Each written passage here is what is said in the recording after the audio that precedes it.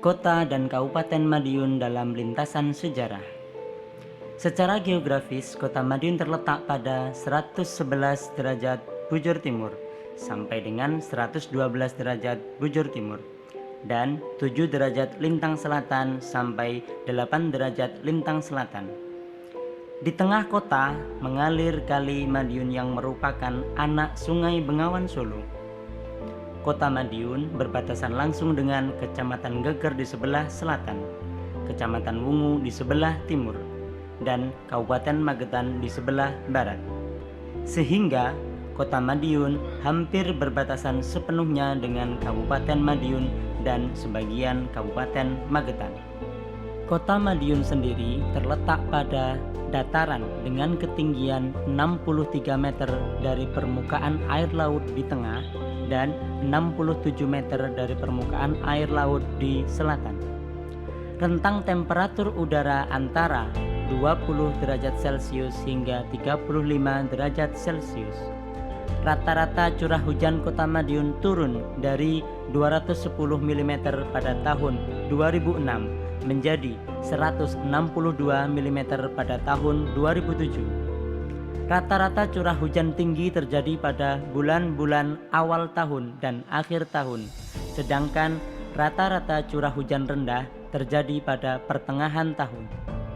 Meskipun secara geografis Kota Madiun terletak di tengah, namun dalam sejarahnya sebelum berdirinya Kota Madiun terlebih dahulu telah berdiri Kabupaten Madiun. Perjalanan sejarah Madiun sangatlah panjang dan keberadaannya sudah dimulai pada periode Indonesia kuno atau zaman Hindu-Buddha, yaitu munculnya sebuah kerajaan yang bernama Gelang-Gelang pada abad ke-12 pada periode Jayakatwang yang berkuasa di Kediri. Kemudian pada abad ke-13 masa kekuasaan Mojopahit, nama kerajaan Gelang-Gelang berubah menjadi Pandanalas hingga berakhirnya kekuasaan Mojopahit. Bersamaan dengan berakhirnya kekuasaan Mojopahit, sejarah Madiun berlanjut pada masa kerajaan Demak pada abad ke-16 di bawah kekuasaan Raden Surya Patiunus. Sejak saat itulah Madiun secara resmi menjadi bagian dari kekuasaan Demak. Kemudian ketika Mas Karebet atau Jaka Tingkir berkuasa menjadi Sultan Pajang, maka Madiun tidak luput menjadi bagian dari Kesultanan Pajang hingga keruntuhannya pada tahun 1586 Masehi. Setelah Pajang runtuh, para Bupati Bangwetan menyatakan diri tidak tunduk pada Mataram. Namun sejak Panembahan Senopati berkuasa, keinginan untuk menjadikan wilayah Bangwetan menjadi bagian kekuasaan Mataram akhirnya terwujud. Maka sejarah Madiun pun tidak lepas dari pasang surut kerajaan Mataram.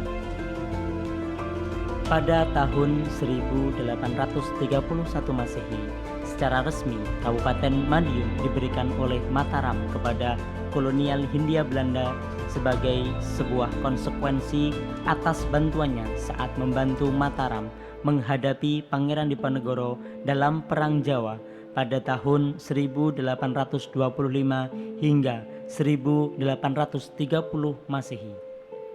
Sejak saat itulah Kabupaten Madiun menjadi bagian penting bagi pemerintah kolonial Hindia Belanda karena peran strategis Kabupaten Madiun khususnya di bidang pembangunan ekonomi pemerintahan kolonial Hindia Belanda. Menjelang akhir abad ke-19, Kabupaten Madiun berkembang menjadi kota kosmopolitan. Hal ini setidaknya dapat kita lihat pada perkembangan industri gula dengan berdirinya 6 pabrik gula.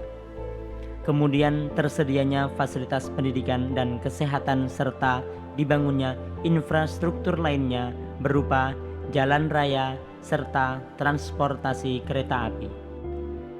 Untuk itulah berdasarkan peraturan pemerintah Hindia Belanda pada tahun 1918 Masehi tentang pembentukan pemerintahan kota beserta dengan Dewan Kota Madiun yang tercantum di dalam Stadsblad van Nederlands Indie atau lembaran Negara Hindia Belanda nomor 326 tanggal 20 Juni 1918 Masehi oleh Gubernur Jenderal Hindia Belanda atas nama Ratu Kerajaan Belanda.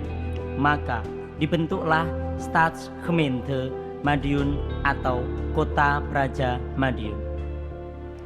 Sejarah Indonesia juga mencatat peran Madiun ketika bangsa Indonesia berjuang mempertahankan kemerdekaan yang sudah diproklamasikan pada tanggal 17 Agustus 1945.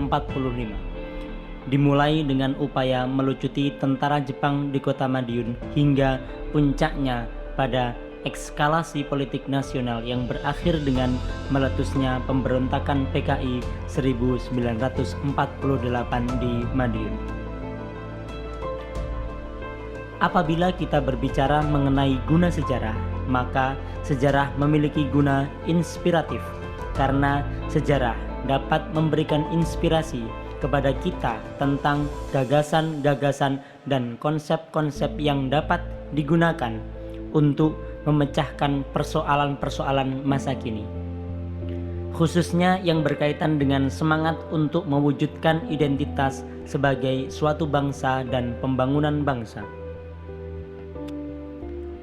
Kemudian sejarah memiliki guna rekreatif karena dengan membaca tulisan sejarah kita seakan-akan melakukan perlawatan sejarah karena menerobos batas waktu dan tempat menuju zaman masa lampau untuk mengikuti peristiwa yang terjadi.